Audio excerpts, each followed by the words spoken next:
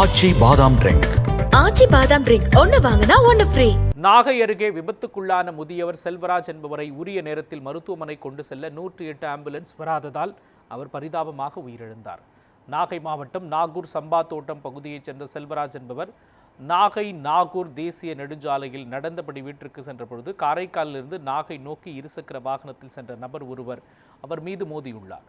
இதில் நிலை தடுமாறி கீழே விழுந்து காயமடைந்த செல்வராஜை மருத்துவமனை அழைத்து செல்ல அவரது உறவினர்கள் 108 ஆம்புலன்ஸிற்கு தொடர்பு கொண்டுள்ளனர். ஆனால் 1 மணி நேரத்திற்கு மேல் 108 ஆம்புலன்ஸ் சம்பவ இடத்திற்கு வராத காரணத்தால் உயிருக்கு போராடிய செல்வராஜை அவரது உறவினர்கள் இருசக்கர வாகனத்தில் ஏற்றி மருத்துவமனைக்கு கொண்டு சென்றுள்ளனர்.